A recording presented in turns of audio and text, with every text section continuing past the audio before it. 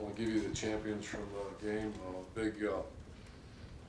Big mantra around here is if you play 9 strong, you win games when you're started playing equated competition, and that's what happened Saturday. So very proud to say that I think every position unit graded out as a champion as a unit. On the defensive line, incredible effort. Tracy Sprinkle, Draymond Jones, B.B. Landers. There's more. Oh, we'll get to them in a minute. You have linebackers, Dante Booker, Jerome Baker, Chris Worley. Great to see Worley back full speed, played a lot of plays and played very well, 93% grade out. 5 tackles, 3 assists, tackle for last for PBU. Jordan Fuller, safety. Damon Webb got honorable mention. If they would have counted as interception, I understand he would have graded the champion, but they did not. Jordan Fuller is really starting to be a good player for us. Players of the game, corners. Yeah, just the 3 corners made honorable mention. Kendall Sheffield, Damon Arnett, and Ward, they didn't grade champions. And players of the game, not much anyone's surprised. Tyquan Lewis, 2 tackles, a tackle for loss, 4 QB hurries, was all over the place. Jalen Holmes had a tackle for loss, a sack, 3 QB hurries. Sam Hubbard all over the place, 4 QB hurries, a QB knockdown, 2 assists, tackle for loss, 95% grade out. And Nick Bosa, very upset with himself when he get a sack. But he had 7 QB hurries. 7 QB hurries. He played very well. On offense, wide receivers, Austin Mack had 6 catches, 90 yards, tough as nails. Terry McLaurin, 2 catches and a touchdown. Our leader, spiritual leader and inspirational leader. Johnny Dixon, great to see him just continue to get better, 2 touchdowns. 92% grade on KJ Hill had a day. 12 catches, 100+ yards. Running back at J.K. Dobbins, 88 yards, 62 yards after contact, 2 explosive runs. And the position that really counts, all 5 graded out of champion. They're really doing a good job in growth, development, toughness, something that's been lacking since we had that the best offensive line in the Big Ten leave here a few years ago. And it's starting to see that culture return. And boy, we need that. Billy Price, 4 knockdowns, 86%. Jamarco Jones, 5 knockdowns, 86% grade out. Demetrius Knox, 2 starts, 2 champion grades, 3 knockdowns, 82% grade out. Isaiah Prince, 4 knockdowns, 85% out. What a difference a year makes in his growth and development. Michael Jordan, 4 knockdowns, 84% grade out. Tight ends, Marcus Baugh, another champion effort, had a drop, but 2 catches, 20 yards, obviously the game winner, and his effort was good. Special teams had special efforts. Denzel Ward had as much impact as anybody in that entire game. He blocked that punt, and that was an incredible effort. We did, and also Denzel downed a punt at a critical time on the 6-yard line. Zach Turnier and KJ Hill had special efforts. Player of the game was Denzel Ward, downed a punt on the 6-yard line and blocked the punt. So with that said, I'll answer any questions for you. Front row left, Bill. Urban, you said a couple weeks ago about wanting to get J.K. more involved, and then he didn't play at all in the second quarter, very limited in the fourth quarter.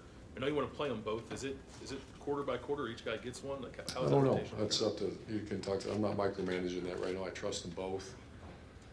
I still had 88 yards and however many carries. So yeah, it's, we're throwing the ball so darn well right now too. So there's no, once again, I don't micromanage. That's Kevin Wilson and that's Tony Alford determined, and they both are practicing very hard.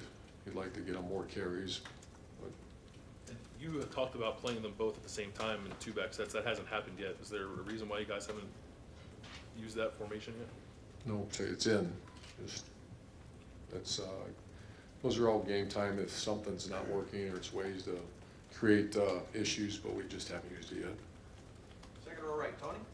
Urban, I assume this was a pretty good weekend for official visits. You had the game, itself. You got the big win. You saw they got to see the environment, but they also saw the culture that is required to come back like that. I just want to How important is seeing that culture firsthand on official visits like that? You know, we're 2 points, scored 2 points less, it would have been awful. Yeah, it's huge. I mean, it's, are you kidding me? I mean, I often look at players and, I'll tell them, here's our recruiting pitch. Do you want in or not? And there's nothing else I can say to you. You were in the locker room, you met our players, we're a good, clean program that does things the right way, and they play their tails off. And I want to talk about the ACT scores and the College of Education and everything. We can sit here and go on, or you're looking for something else. So that's what these kind of games do, and those kind of moments. It's for this, it's not, boy, that was kind of cool. No, it's none of that. Front row middle, Dave. Are you ready to talk about special teams yet, Coach? Yeah, we blocked a punt. Down the ball at the 6-yard line. That's very true. On kickoffs, as you reviewed the Yeah, we made some recruiting. We've had, whenever you have transition of players at a certain position or two, you think we've had some kids leave here in the back end of our defense. We've had some mistakes. And at some point, you got to pay the piper. I mean, we're paying it right now. So some kids playing maybe out of position. We're having our struggles kicking the ball. And we're taking the best kickoff team historically in this conference, or a very good one. Maybe it's not the best, but we've always been top 2 or top 3, if I remember right. And it's a joke right now. So we had a meeting this morning.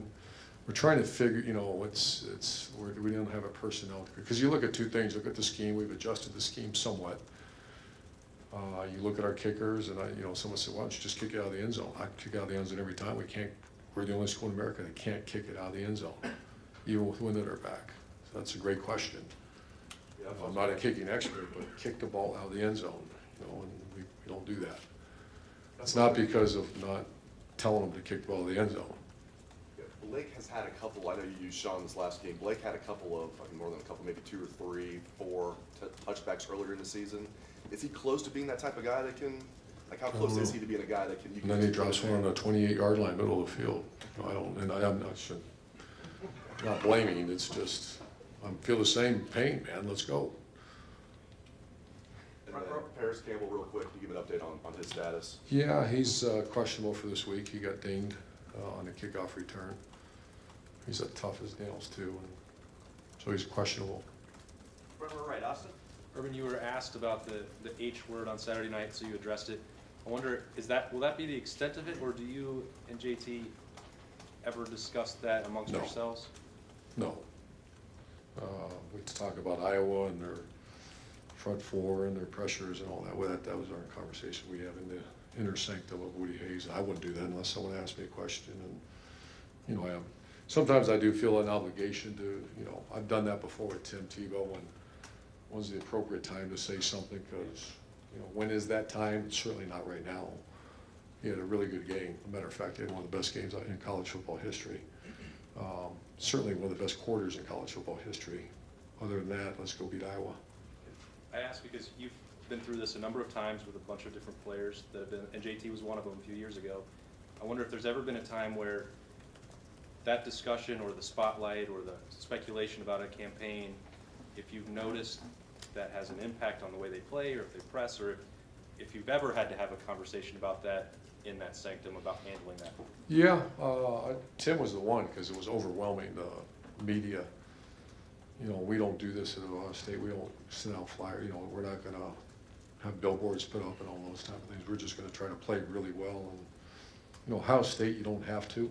Ohio State's, I just saw we're the highest rated Fox game of all time, and we're in the hunt for a lot of big things right now, but the target is Iowa on the road at 3:30, and we don't have those conversations. If it was a immature guy, but JT's, he's a man's man. He's looking at me. If I ever went up to JT and said, "Hey, what do you think about the Heisman? And let's have a conversation," he'd look at me like I had 7 heads. Say, who are you to talk to me about something like that? Let's go find a way to win this next game. Third row right, Jared. Urban, you reacted, had a great reaction after the game about when you looked at the stat line for Barkley and how well you defended him. And let's say life in the big city, that's what you get this week. You come back with perhaps the other best running back in the league in Wadley and what he does. How much have you studied him, and what worked so well against Barkley that you think stood out that you would? Our D-line, you know, whenever you control, it's a line of scrimmage game, regardless whether you're playing in Iowa, which is a very much a pro-style team, and I have not studied him a lot, so I know they got a great running back. I checked the stats, but I'm all offense and kicking right now. Later in the week, I'll give you something. Certainly, Coach Yano will. But they're two different, very different offenses we're getting ready to face. One spread offense, but regardless, my point is, regardless of the spread or pro style, if you control the line of scrimmage, good things usually happen in the run game, and that's what happened. I thought we had some very good mesh charges, we call them, on the spread. You know, that one was, we were waiting for it all night, and they ran it in near the end of the game, where Sam Hubbard took both, and you know, they've been working on that for a long time. Far left, Matt? The winning touchdown play, JT mentioned that was a play that was just put in on Wednesday of last week. And you always talk to us why 50-year-old men are looking at tape and everything. How often does that happen, where you see something, I think if we get this look, it'll work, that it pays off big, Tell you what's happened is we have very good coaches in that room, and Ryan Day and Kevin Wilson are they're idea guys, and it's my job to make sure it doesn't stress and strain outside the confines of what we are and what we do, and that play fits perfectly. I can't remember who came up with it, but you know, I kind of have to give the approval and look at it, and they say, what do you think, what do you think, and we kind of went through it, and but that happens quite often, you know, when you have they're not co-coordinators, they're both coordinators, and they're both feeding off each other very good, very smart, very aggressive. That's what I like about them, as opposed to I have to be the aggressive guy, and they're very good. So when you have very smart, and they're very now that they're very clear about what we are, they're fitting really nice into what we are and what JT can do. And that was a perfect example of the Hart 817 Y seam, and when it was called over the headset, I'll tell you what I said, because I thought it was going to be a blitz fest down there, and they didn't blitz. That was perfect for the defense that they called. Right, Bill? Obviously, that was a huge win, opens up everything for the rest of the year, but every game now is a must-win. What was your message to the team about enjoy this, understand what it means, but also bigger things are ahead? Well, you treat them like elite warriors, and elite warriors are trained to celebrate the win for whatever it is, 24 hours. Come back in, and I'll give you the next mission, and do all your best to. It's no different than I learned that from military people, the Navy SEALs. What does the Navy SEALs do when they execute and win? They celebrate like they should. They come back and wait for the next mission. And our players are celebrating, they have a day off, they've already received their running orders. And part of it's getting your mind right, your body right for Tuesday practice. And kind of following up on a question Tony asked about the culture. If you didn't have the culture, the grinding kind of mentality, could you have come back and overcome what you did on Saturday? No, that was a grind. That was never say never. Love a brother, long live the brotherhood type mentality. You don't win that game. When you spot a team like that, you spot on 14 points, and everybody, you know, that team last year would not have won that game. They would drop their head. Offensive line would have dropped their head. What is the difference this year? Maturity, you know, Isaiah's older. Isaiah, I couldn't be more proud of that. You should have seen him in the locker room and on the sidelines of the game. He was a grown man. And it's just the maturation process. What happens is when you have recruiting mistakes or you have guys leave early, people are forced into positions too early to play. But that's not like we're the only team deals with that. And when guys get stuck too early, that they're not mature enough to handle it. That's where you got to rely on Billy Price, Greg Studrawa, Kevin Wilson, Jamarco Jones to help them through that. And with Isaiah, how worried were you going into that game? I mean, he's improved, but that was obviously, he was exposed last year in the Penn State game. How big a game was Saturday for him? He practiced. He had the best week of practice. He's unbelievable right now. Yeah, I'm not worried about it. Isaiah, not worried about him at all. He's a grown man that's handling this stuff the way an offensive tackle at Ohio State should. Far right, Blake? I'm getting old, so I forget stuff. Is this your first trip to Iowa? I was a graduate assistant. We went to Kinnick Stadium, and Chris Carter made a ridiculous catch, and we beat him. Moxley got hurt. No, who was our left tackle?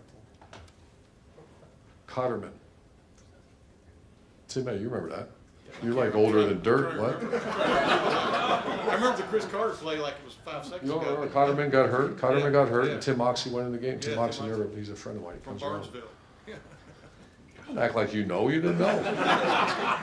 No, I knew Tim Moxley from Well, he got hurt, Barnesville. look it up. Yeah, It was either him or Schaefer went in the game, I can't remember, yeah. and they played their hearts out, and we won a really tough, that was back when, my gosh, they were good. It was a year after that, we played them out here in the rainstorm, and Terry White hit that split splash. That was it. Remember the cover of Sports Illustrated?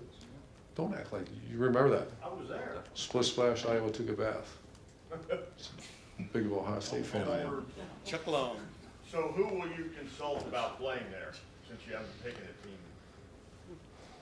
I know they're right on you. I know they touch your shoulder pads. I remember that. We'll do that later in the week. I haven't had time yet, but You were vocal about playing Big Ten night games on the road. It seems to have worked. I mean, this game's 3:30, could have been a prime timer. You think you can affect, I mean, do you think No, you I- affected I don't agenda? have any idea, but I think that's something in the offseason there's gonna be a lot of conversation about with our commissioner, with our presidents, with our, I wanna make sure that we're having, if they say, Coach, shut your face, and we don't really care about that stuff, then I probably won't look at the media when I tell them. That's what was said. You know, if you're getting home at 5 o'clock in the morning, and that's gonna impact your study, it does. Just ask the players. So I don't know if that had an impact or not, but I think down the road that there's some decisions to be made. And I certainly think a few night games are great. When you start talking about 4, that's too many. Far left, Lori. Coach, you talked about not micromanaging, you were talking about playing time and the way it's divvied up in the running backs. I'm curious how hard that is for you, and when you reached that point in your career where you were willing to let coaches coach. Oh, if it's a good coach, and I trust him, and there's not a big difference between 1A and 1B, and I trust both the players because I watch them every day practice. I think it's that way with our receiver room right now. You know, I don't tell Zach Smith who to play because we used to have Mike Thomas, and then, you know, now you're dealing with, you know, KJ Hill. KJ Hill's a great player. Terry McLaurin, Johnny Dixon, Ben Victor, and Austin Mack, and then Paris Campbell. Play who you got to play. And same with running back right now. I think Mike Weber's really done a nice job. He's been humbled because he went through the injury, and you know we were all expecting. His goal is to try to get close to 2,000 yards, and someday I think he'll still have that shot to do that. For that trust factor being key, how long does it take you to build that typically with a coach? Well, it takes a minute, but if they're good, Tony Alford's an excellent football coach, and last thing he needs me to worry about that stuff. Front row left, Doug. Urban, we talked earlier in the season about trying to block a punt, and it might be harder these days to do that. How did you guys get that one? Well, the guy who blocked it can run like the speed of sound, and it was tough to come off that back edge. And normally we don't do it that position on the field, because if you run into him, that's a nightmare. And I was talking with Greg Schiano at that time, and I kept staring at the clock and saying, if now, so we did. I don't know if we've ever went after a punt in the midfield like that, because they were in pooch punt. You even saw this drop. We was going to do that rugby type square drop that you do when you're down a punt. So practiced awful hard at it, and the execution was impeccable. And Damon Arnett had as much to do with that block punt as Denzel. So are you thinking we're going to get this? Like you're making the decision we're going to try for it, knowing it's Denzel. You think you got a good shot? I do, because of the way they practice. We spent a lot of time on it this week, and it never presented itself like that. And just to is Paris a concussion protocol when you say he's dinged? I don't know. I don't want to give you something that's. Okay.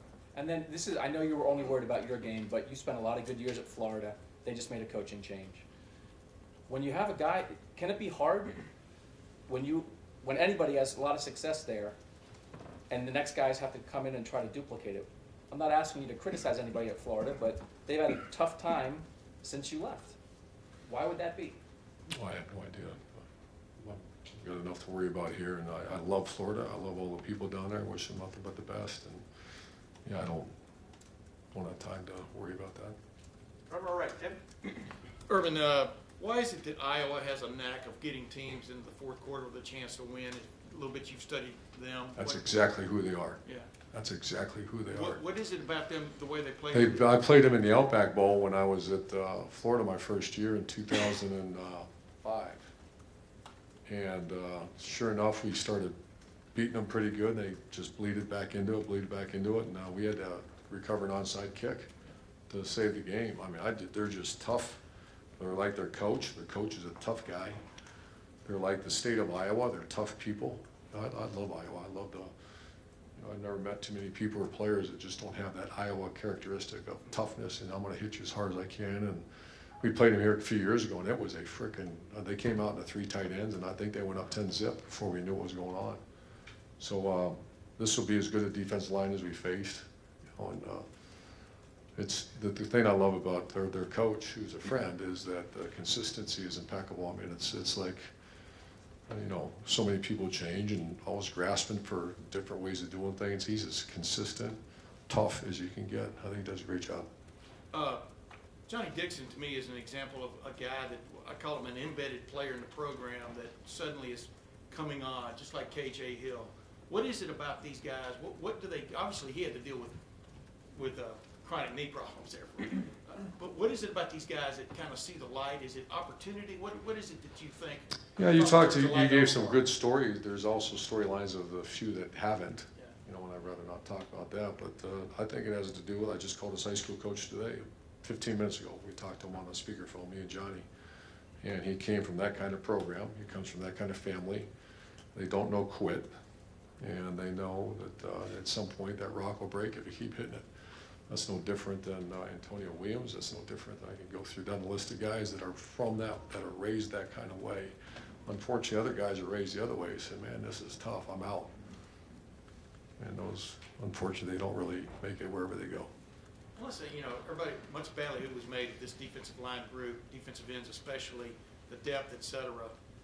When you watch the last 5 minutes of that game from Saturday night, what just comes to mind when you think about it? Because literally, defensively, y'all just played sick on. What just stands out as you think about those guys? I just flip over to listen to the defensive coaches, what they're saying, and when I heard Larry Johnson say, "Let them go," because in those kind of moments, are you going to blitz? Are you going to twist? Are you going to say, "Let them go"? And they were, my gosh. And the one thing is, we have that depth right now. That you're playing 30, 35 plays, you're as fresh as you can be as I've ever seen a defensive line. And you talk about the 2 minutes left in the game, and they're as fresh as they are in 5 minutes to go in the beginning of the game. Does Hubbard's tackle rank right there with Joey Bosa's? The 2 for 1? Bosa's walk-off sack, we shoved the running back into Hackenberg. Does it go with Joey? Does it rank right up there as Yeah. This is an incredible play? You asked me to rank it? Yeah. I don't know. Have a good day. One last question. Rob, over here. Every team has a different personality. I'm sure you can think of teams at BG, Utah, Florida, here. What defines this team? And I think it's still to be determined. I made earlier, over my career, I'll make a comment, and it's still too much going on right now. If the focus is there, this is going to be a decent ending. If the focus somehow gets abstracted by talk of other stuff, then we'll be an average team. But there's a lot of ball left right now. there's not a personality, there's not a Oh yeah, person. big time. And I'm not gonna. It's too early. We got to go beat Iowa. Thank you. Thank you very much.